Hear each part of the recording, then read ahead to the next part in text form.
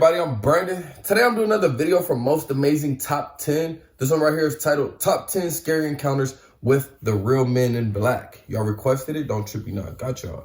I haven't done Most Amazing Top 10 in a minute. I really like their channel. I love when they do scary shit. I should have turned off the light, but it still wouldn't be scary. It's like fucking 11 a.m. right now. Anyway, before I hop into it, leave a comment, y'all. Let me know what videos y'all want me to give advice on. Yesterday, I gave advice on suicide in regards to NLE Choppa, but that also was for everyone, you know? So if you're struggling with suicide or anything, I made a great video for people. I gave some wisdom. Let me know what type of video you guys want. I'll be dropping another one tomorrow. I have a lot of people in my DMs asking for like personal advice. I might give some personal advice tomorrow, or I could do a specific topic. So just let me know down in the comments. I'm ready to hop into this video though. So let's go, man.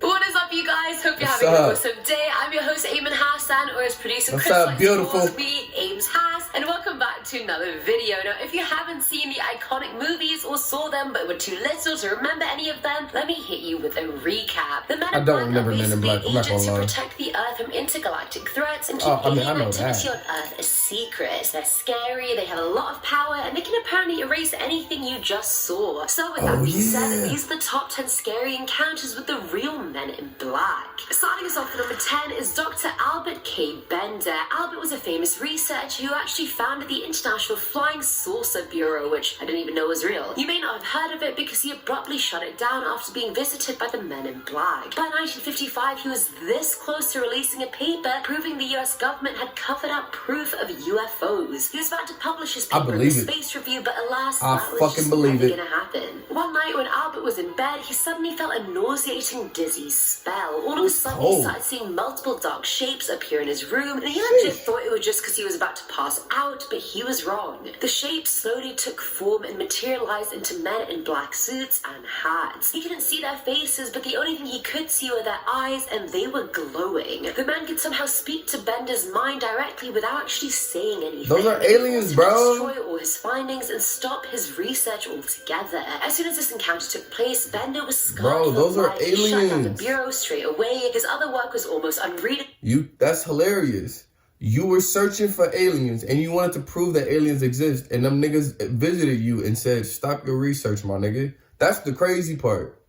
And he lived with perpetual fucking aliens, bro. Man for the rest of his life. Aliens are on another dimension. They communicate telepathically. He actually just ended up dying in 2002. Coming in at number 9 is Dan Aykroyd. Now, if you're unaware, Dan Aykroyd is a Canadian actor, musician, filmmaker, and much more. He was actually an original member of the Not Ready for Prime Time players on SNL back in the day. My nigga was in Ghostbusters, wasn't he? Sorry. Either way, Dan came forward one day about how he was taping a show about the paranormal and the extraterrestrial. After his announcement, he stepped outside to take a phone call from Britney Spears, who asked him to be on SNL Live with her. While they were talking, Dan noticed a black Ford parked across from him on the street. A tall, pale man in a black suit stepped out of the vehicle and stared him down. It was like, you know, when you're at a club and a guy sees you and he's like looking up and down like he just found his prey. That's exactly what it was. Dan was creep and turned around. That's how creepy we stare at women. Seconds later, the car and man had disappeared. As soon as he walked back into the building, he was told his show was cancelled and to stop filming it there and then. Now, he knows exactly what he saw that day, and he's still adamant the Men in Black are the reason his show got cancelled. Dude, it's fine. Your show got cancelled. You're still on SNL Live with Britney Spears. I think you made it up. I think you can make do. At number 8, we have the library. Peter Roycevich, a professor of folklore, was sitting in the library reading a book on UFOs recommended by one of his colleagues. Out of the corner of his eye, he noticed a shoe and a leg, and then boom, a man in a black suit was just sitting right in front of him. How did he get there? Where did he go? Cotton Eye Joe. Man, the Men in the Black are aliens, cuz. That's crazy. Peter, if he was These are aliens, nigga. Or had he even seen a UFO? I've done a lot of research on aliens. He wasn't interested and was just reading it as a recommendation, to which the guy got angry and shouted at him, asking how he could not be interested in the most important facts of the century. But that seemed to be a fake cover-up, since he seemed quite content that Peter wasn't interested in the subject, and then he just left. After the encounter, the professor was a bit shook up, so he got up to walk around the library, but strangely enough, no one was there. No students, no guards, not even the librarians. It was deserted. Slightly scared, he went back to his seat and walked around again an hour later to find people back in their places. Imagine just sitting in a library, being a tenured professor, someone comes at you, shouts at you for not liking UFOs, and then leaves. I'd be like, I'm failing you for that. You're not even in my class and I'm failing you. Going on, second son is the sighting. Paul Miller worked in the American Air Force, and one day while coming home from a hunting trip, he saw what looked like a gigantic luminous disc in the sky. He followed the disc and saw it land in an empty field, and out of it came two humanoid-looking figures. Army man Miller didn't even hesitate before pulling out his gun and shooting one of the figures.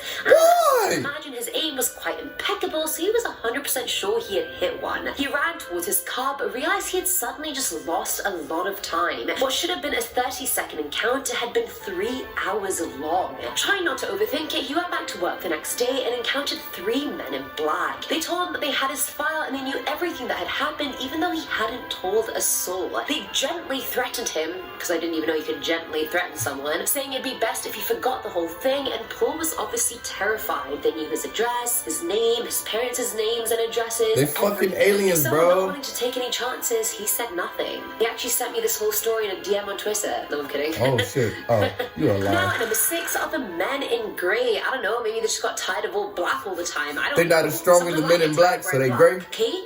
But them were great. Either way, this story comes from William Shearer, who lived in Essex, England at the time. He said he had once witnessed a UFO in the sky, and a few days later, 2 men in grey suits who he'd never met before just randomly showed up at his house. One stayed in the car whilst the other sat grilling William about what he had seen. But he didn't seem to care about what he said. He seemed more concerned about gaining permission to enter his house somehow. I actually hate that. You know when you're talking to someone and you know they don't give a shit about what you're saying, and I'm just like, why am I still talking?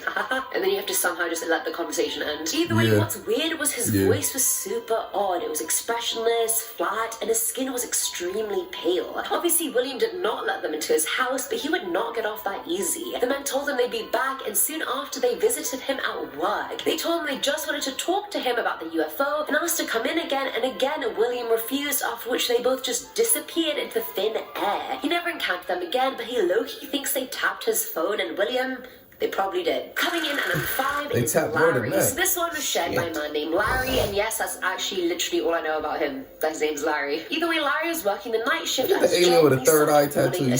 But as soon as he was drifting, he was contacted telepathically by some presence or entity. The entity communicated that it wasn't from Earth, but gave him no other information. Being a skeptic, Larry was like, nah, and asked for some sort of proof of his existence, and the entity agreed that it would show up when Larry was chilling with his best friend. Months went by, but he couldn't stop thinking about the interaction. Eventually, he caught up with his best friend at an Independence Day celebration, and while they were eating, a black van pulled up. You already know shit's going down if a black van pulls up. 2 men in black suits came out, followed by 2 more, but the bizarre thing was that they weren't shaped like humans. They all sat near Larry's table, stared at Larry for a few minutes, and then just got up and left. That was it. They wasn't shaped like humans? So everybody else would have saw it too then. Deuces. Larry's like, what was that? Months of not being able to sleep for that. Either way, at number 4 is Frederick Holiday. Growing up, I think we all thought there was some sort of massive snake-like monster in Loch Ness, an ancient dinosaur, a mythical creature that was actually real. I don't know, whatever made our young hearts happy. I don't know. Your mom. I'm kidding. Frederick Holiday was known for his passion for cryptozoology and dedicated years of his life looking for evidence of life in Loch Ness. One day while investigating, Holiday looked towards a hill by the lake and saw a man in a black suit. Enter our brooding agent. Holiday thought it was just a random person, given how much of a popular tourist spot it was, but he was slightly creeped out by the fact this man seemed to be staring straight at him despite being so far away. Frederick felt this malevolence and evil come off him that somehow reached him. Before he had a chance to remove himself from the situation, he heard a bizarre sound and the man just disappeared into thin air. He never saw him again, but a year later he went back to the lake for some more studies and ended up having a heart attack. Oh, the shit. Part was, he died passing over the exact same spot the agent had been standing a year prior. And I feel like that very much was no coincidence. Filling out of 3 slot are code 9 and 10. During the 60s, photographer Jim Templeton took a picture of his daughter near Burla Marsh. Now, I'm not gonna lie, it is a cute picture of her despite the astronaut-looking figure right behind her head, so let's talk about that. The next day, while he was at work, 2 men showed up claiming they worked for the government. They wouldn't tell Jim anything about themselves or what department they worked for. They just told them one was called Westworld. What you know about that Westworld, man? Right? I don't know why that just reminded me of Codename Kids Next Door. Either way, their badges didn't even indicate any particular government agency that he had heard of, but he still agreed to get in their car and drive back to the marsh. There, the men asked him what the weather was the day the picture was taken, how the animals were reacting, and he said they were huddled together as if they were scared of something. After saying that, the men became extremely hostile, claiming he was lying. How do you even get home from being in a random marsh?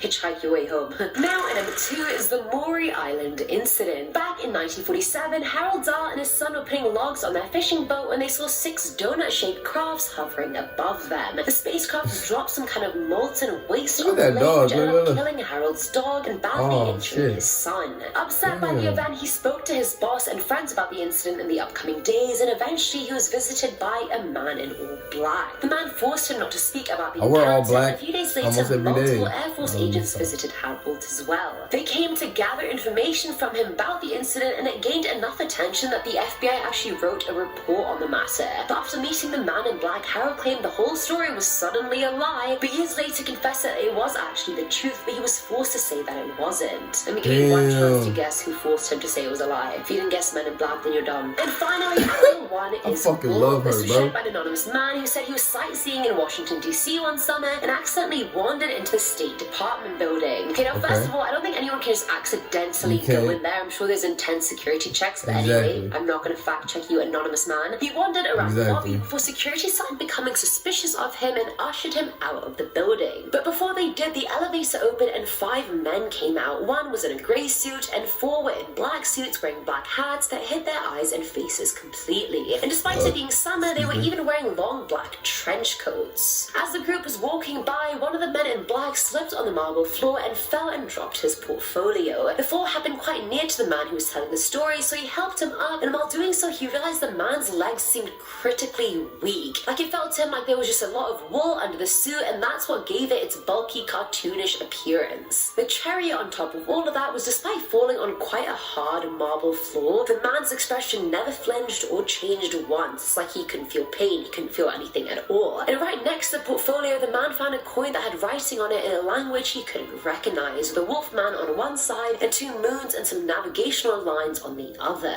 And that is it for today's video, guys. Now, me personally, when it comes to conspiracy and things, I am very skeptical because a lot of people say a lot of different things, but I definitely believe in aliens. I believe in aliens. There's too many reports out there of people saying different things, too many things that line up. You know what I'm saying? So many people from across the whole world have said so many things and they all line up. So it's like aliens probably do exist.